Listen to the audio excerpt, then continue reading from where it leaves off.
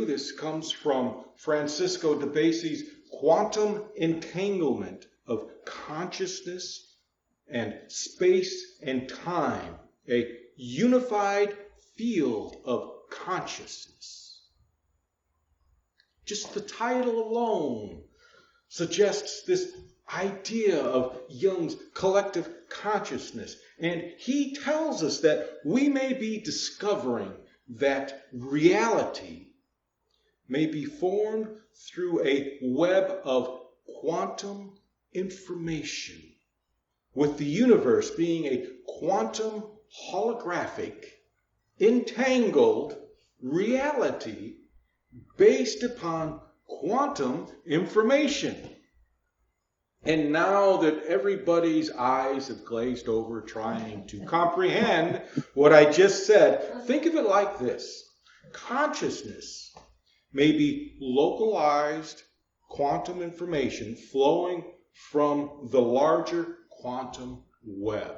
And this ties in with J.J. Hertog's book, the Book of Knowledge and the Keys of Enoch.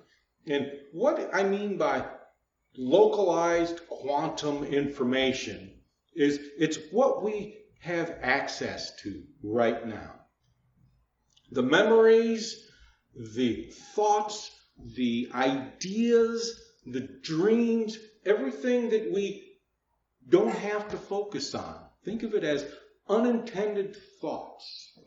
And that's that localized quantum field that is around us. Its mind is what it is. And then the larger quantum web we call the divine or universal consciousness. I say divine creation. And that's what he's referring to, is that vast amount of information, because science has realized that we have access to information that we can't explain. Does anyone have any thoughts or comments?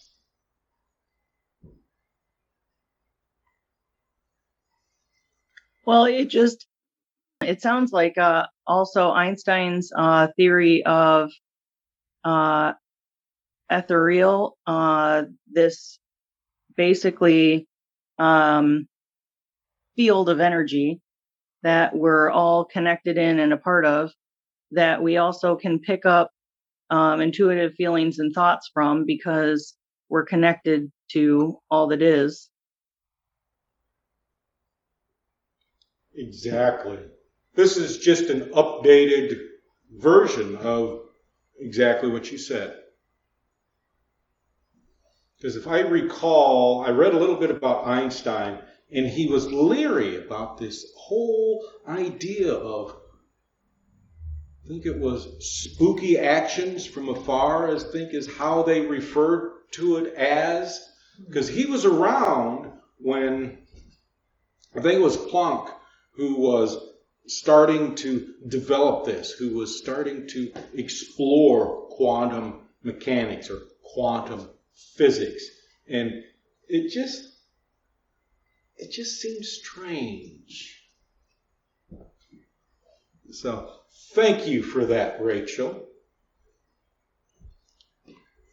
Would anyone else like to make a comment or anything like that? Then I would like to thank all of you for allowing me to share that with you. We're going to conclude the fifth key in J.J. Hertog's Book of Knowledge, the Keys of Enoch. And this is just a recap of what we've been through so far, because the key opens with the key to our astrophysical time zones is the 3-in-1 alignment of consciousness forces in the Great Pyramid, with the 12s-in-1 energies of time warp pyramids centered and controlled by the many-in-1 throne energies of Orion and the Pleiades. And we talked about the alignment of consciousness forces with the Great Pyramid. They're very suggestive. We talked in a previous key about the light pyramids and how we may be those light pyramids, these pyramids of information, these collection points of information. And here we talk about the Great Pyramid. And we're assuming that the Great Pyramid may be a reference to the Pyramid of Giza. And pyramids have their own representation. There's the 3 and the 4. And the 3, the triangle kisses the 4 or the square. And it's where what we call the spirit or the soul is integrated within form. And that is the square. The square represents form. And we are assuming that that may be what that is referencing to. And that this alignment could be of a nature we've yet to explore. We've also discussed the idea of consciousness programming and how this could be the habits that we have developed over time. Because, the whole idea of programming, it made some of us uncomfortable because it gave the impression that we were not in control. But programming covers so much other areas. It's the habits. We program ourselves with habits, and society programs us with their expectations. And then there are the times where these expectations are being revolted against, which is what is happening now in our culture here in the United States. There is a culture clash that's going on. And again, social programming. And how a lot of that it just makes us feel uncomfortable. And then there's the necessity of aligning the body and mind, bringing us together. This whole idea of the pyramid coming together. And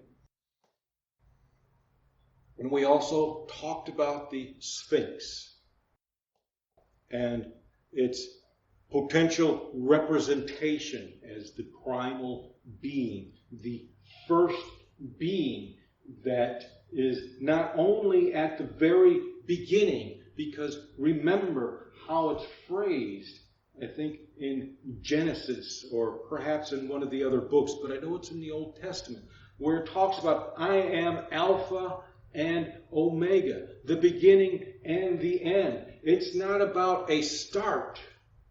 It's not about something coming to a close. It's that primal being. Because that primal being, that first being, that original being, what we call, is able to see or project into the future and discover that the future is the present. Alpha and Omega. What begins comes back to us. We are our own beginning and ending, meaning that we are continuous. Now, these are some of the areas that we talked about in the previous presentations about the fifth key. And as we conclude the fifth key here, we're going to look at one of the verses from the book. Now, remember, we didn't go through each chapter verse by verse or line by line. We didn't do that. I selected phrases, passages that were summarizations and had significance. And this is one of them. And he writes, the watchers of Zion will move into these areas and code the people from these areas. Those in the physical form as well as those in other dimensions of intelligence. Well, that's an interesting way of putting things. Which have always coexisted with the people of the earth. They've always coexisted with us, but who have not been seen by the people of the earth unless they have been polarized by the pillar of light that governs all. And we're going to come to this whole idea of polarized. But we open with Zion. And Zion has a couple of meanings here. The first meaning is the obvious one. Zion being Jerusalem.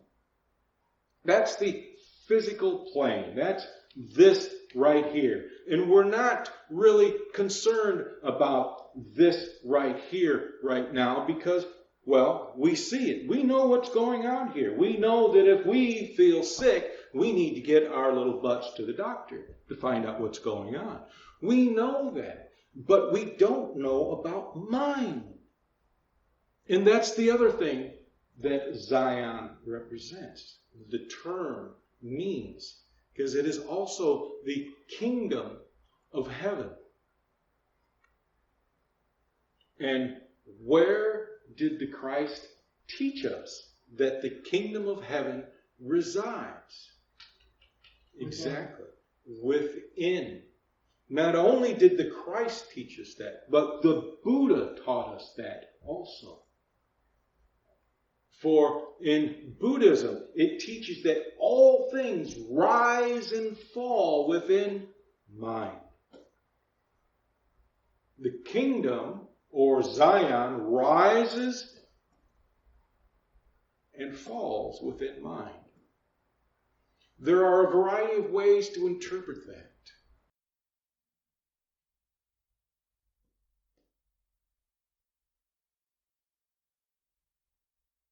And he also talks about those beings in other dimensions of intelligence. Now that's different, because intelligence tells us that all of this stuff, well, this has got to exist in the mind.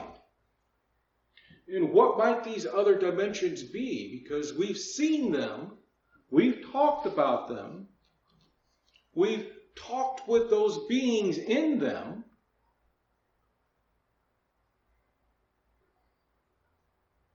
I'll give you a hint. Here's a few of them that we are familiar with.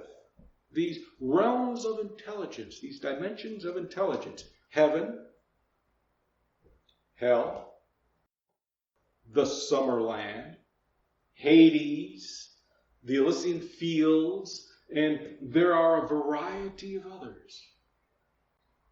And those are those other dimensions of intelligence. And you know why they are of intelligence? Because we create them. We create our own heaven, as we've seen with the Tracy Chapman's song, Heaven is Here on Earth. We create our own heaven. Our own heaven can be filled with beauty, ugliness, and things in between. We create our own hell. We only have to turn on the evening news or the late night news or listen to Fox Network. So yes, these realms exist in the dimensions of intelligence because we create them. And we see these realms. Occasionally we walk in these realms. Do you know how we manage to do this? Well, through our meditation and our dreams. Meditation, dreams, exactly. Clairvoyance, the messages that are brought forth, these are glimpses into these different realms, these different dimensions of intelligence. We walk with them. And sometimes when we do that, they call it a psychosis because we have separated ourselves from reality. And you know, after watching an hour or two of the news, I want to disconnect myself from reality. So, what might your thoughts be? And Rachel, what are your thoughts about this so far? Well, it seems to tie in well with what you were mentioning earlier regarding the universal mind, or the energetic field that we're all connected in, and just different ways that we receive that information.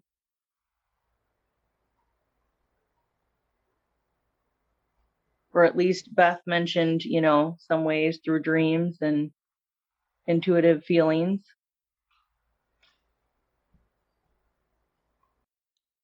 Good. I also think it ties well into some of the concepts in that we've been discussing in book club, where really all these things are parallel, or parallelly happening, if that's a word, where the kingdom of heaven is here. We are in the same field as spirit, and one with spirit. And so, there's just these vibrational differences in our experiences based on our thoughts, our emotions, and that, the outpicturing of some of these things.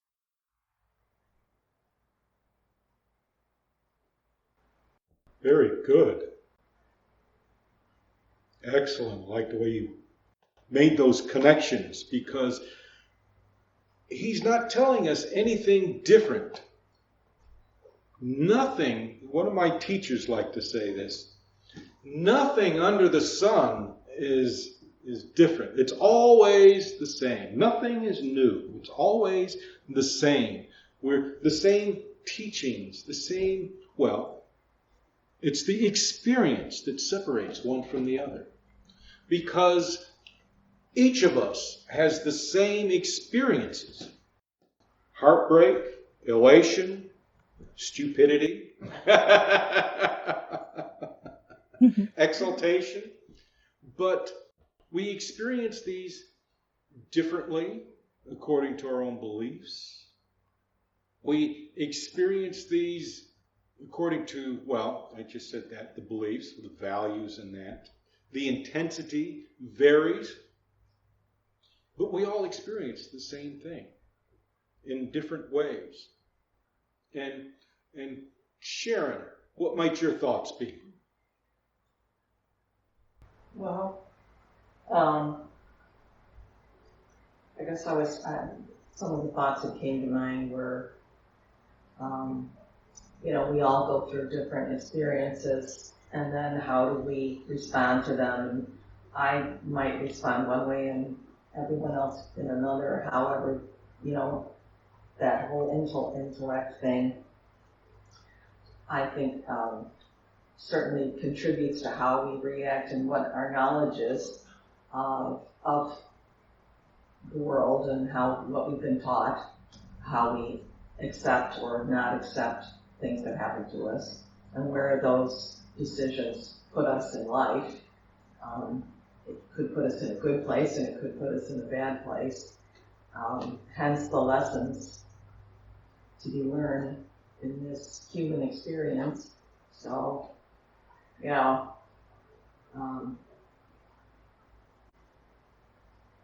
those photos in that video, in the music video, there's a lot of bad stuff in there, a lot of ugly stuff.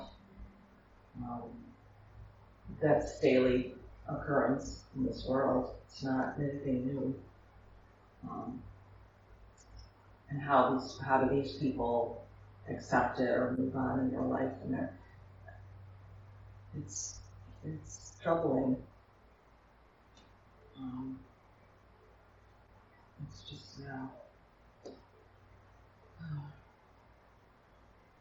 A lot of this is about the value that we assign these experiences, because the experiences are just that. It's an experience. An event is just an event. I remember watching one of the Sadhguru videos on YouTube, and he talked about a woman who had something happen to her, an event, and I don't know if she was assaulted, I don't recall exactly what it was, but how, 10 years later, she was still being assaulted. It was still assaulting her. She couldn't leave it behind. And I thought, this is so true because, and I'm reminded of another story of, just as an example too, Elizabeth Smart. I read her book, and she was kidnapped from her home, and she was a young teenager, and was gone for 9 months. And wrote a book about the horrific experiences that happened during those 9 months. And she's an adult now, and she's written another book, and she said, if I continue to let him, this man who did all this damage, if I continue to let him control my life, then he's won. And those were her words. And she said, I want to live my life. And she has since married, she has several children, and she's, tried to move on past this terrible stuff. So it's interesting that these dimensions of intelligence and this within the mind, that whole thing. I think that's the key to helping us, move past these things and to be able to live a fuller life. But it isn't easy. I'm sure it's not easy, but all of those kind of stories just sort of came to my mind and made me, taking the good with the bad, I guess. You're on the right track. Okay. You really are, because what occurs within mind with each of these experiences, our evaluation of them. We label them good, bad, indifferent. Right. That all happens in the mind. Right. The emotions they evoke within us, that all happens in the mind. Our perception is all in the mind, because when the event occurs, it just occurs. It just occurs. And then and the hardest thing for us to learn, especially the first time around, the hardest thing for us to learn is to let go of that, because it's just, no, I'm still angry about it. That's why we have counselors. Yes. That's why we have ministers. That's why we have best friends. That's why we have strangers. Right. So we can release that. Because as long as we hold on to that, we're holding on to the power that's associated with it. We're holding on to the emotions that's associated with it. We're holding on to the visualization that's associated with it. But after that first time, the second time, it's still not easy. It's still difficult.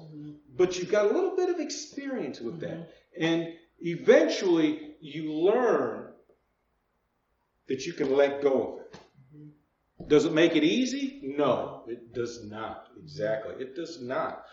But we know what it is that we're holding on to. And that's the important thing. We know what we're holding on to. We know we're holding on to it. And we know it's up to us to let it go. Right. And that kind of moves us into this next section, because he talked about code. Let me see here. Well, how did he put it? These areas, and code the people from these areas. Code the people. That almost sounds like being stamped with a barcode or categorized. But that's not what he's referring to. That's not the way we should interpret it. Because code also represents something much more valuable. We have the principles of nature. We have the Hermetic principles. We have the principles of spirit. We have the principles of Christ. We have the principles of Buddha or Confucius.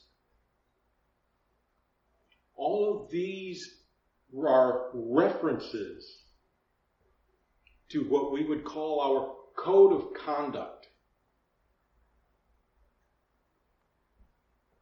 And that's what they're referring to about code. These people will be coded. These people will learn to let go. They will learn to live differently. One of the things that Christ said, and this is from one of the Gnostic Gospels, the Gospel of Thomas, I believe. Christ said, "Whoever has come to understand the world has found only a corpse. And whoever has found a corpse is superior to the world."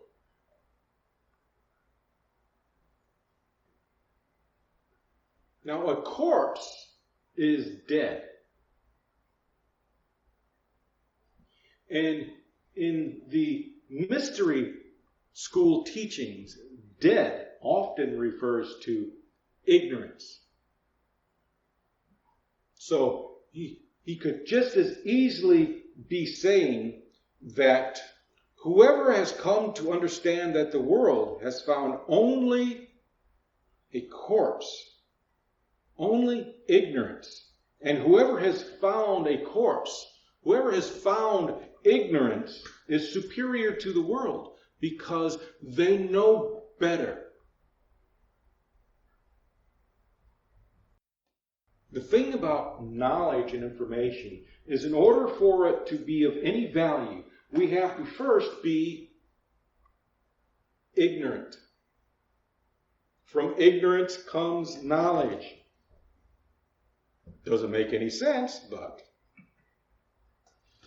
And he has another one. This is the same as blessed is the one who has suffered and found life.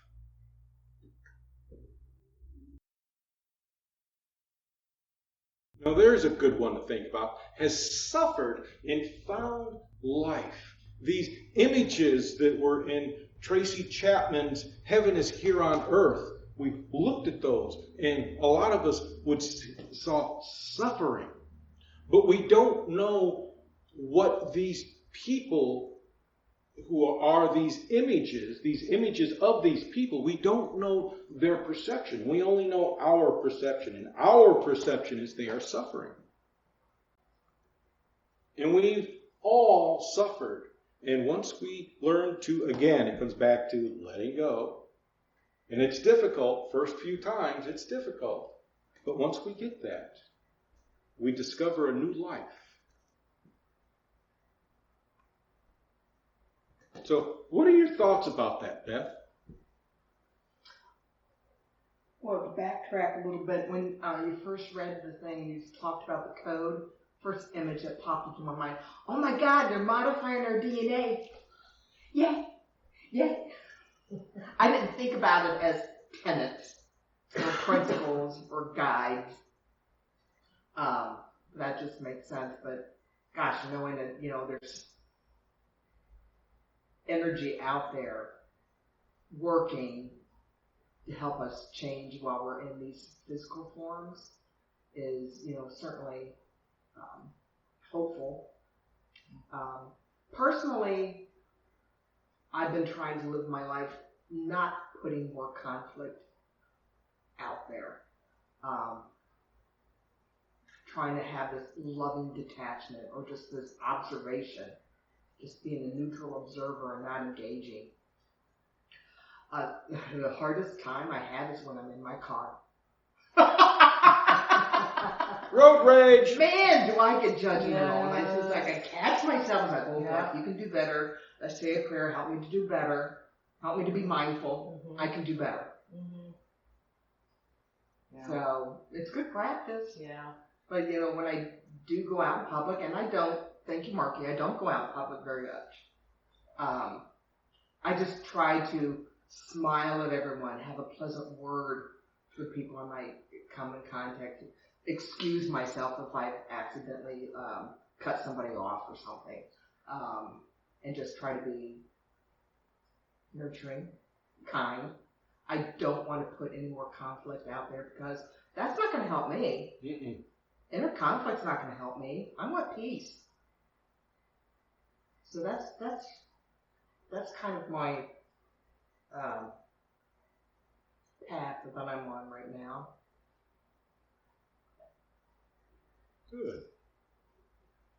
Good.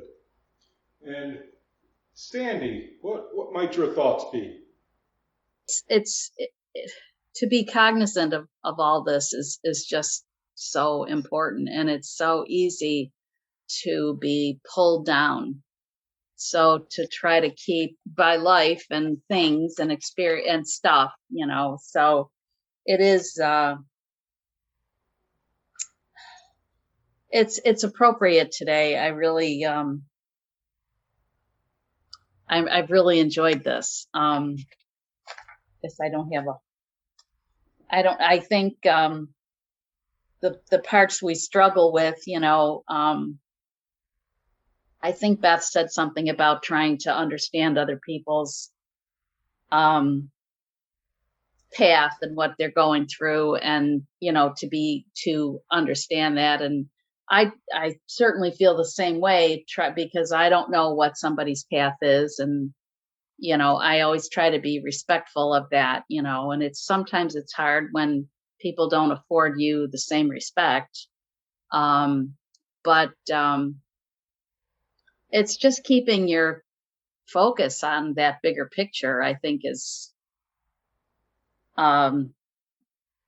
very helpful to keep one from being sucked down into life, into the bowels of life. Let's put it that way. Anyway, but no, it was very good. I wrote a lot of notes today. It's good. Good. If light is information, or more precisely, light is intelligence. In these older paintings, and maybe even some of the newer ones too, that halo that you see around them, that light, when you read it in the Bible and in some of the other religious writings, when they talk about the glory, they're talking about that light. That light, that halo, is the glory that they are referring to. The glory of God is that light. When Jesus was baptized and they saw the glory of God rest upon him, they saw this light, this field of light around him. And that is these connections with the different flows of energy, the magnetic fields that run throughout the galaxy. That's that flow of information. That's what they are talking about. And these many dimensions that they are connected to, they are the realities that we create, because we do create our reality. We create it by our evaluations, our beliefs, I talked briefly about how each of us has the same experience, but what separates one from the other is the intensity of the experience, the valuation of the experience. But where does all this take place? See, we have two realities that we're dealing with. We have this reality, and then we have this reality. And I'll tell you, the most important reality that has the most influence upon you is not this one, it's this one. This is the true reality, because it's true for us. And this reality here, this internal reality, is light. Because how do cells communicate? Through light emissions.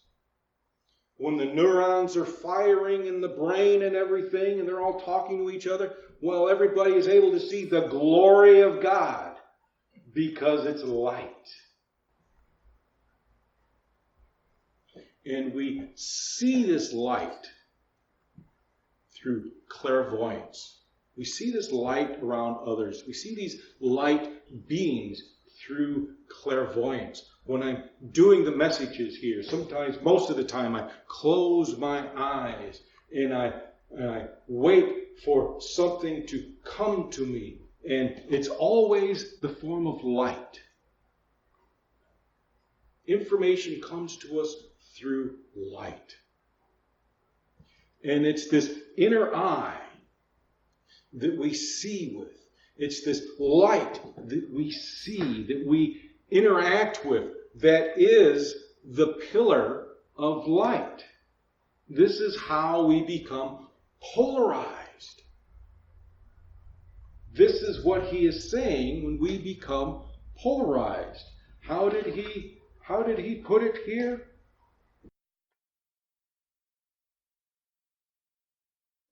Who have not been seen by the people of the earth unless they have been polarized by the pillar of light that governs all. In other words, we have to become attuned. When we become polarized by the light, we don't become polarized in the fashion that our culture has become polarized. We become polarized through our perception because we begin to see things differently.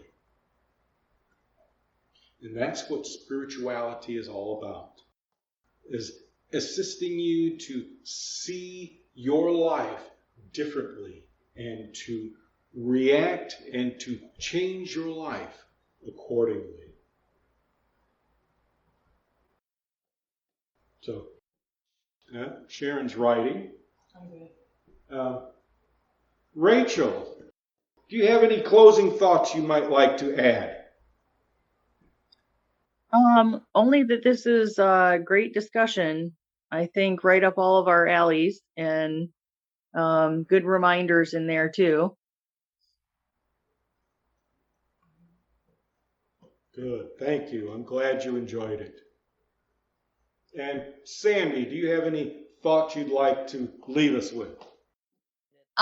Just really basically to what Rachel said, this was a really good, really, really good discussion. And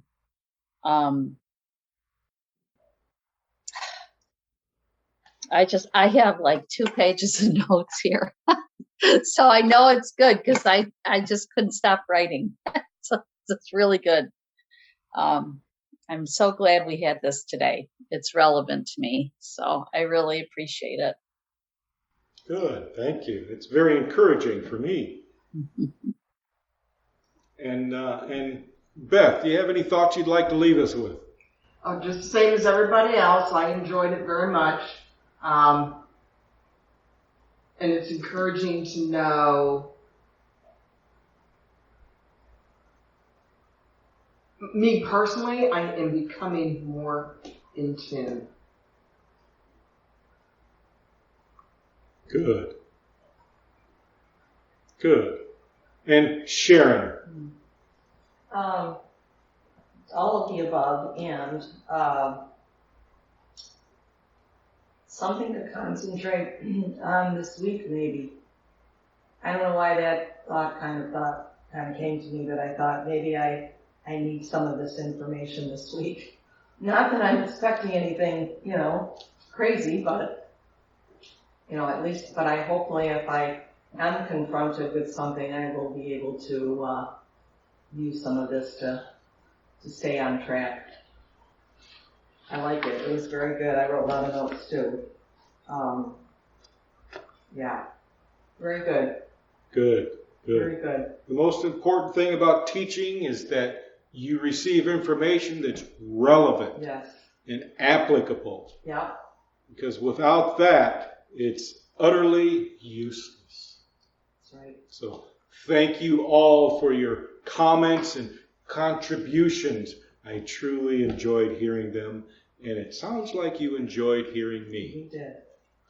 So thank you very much.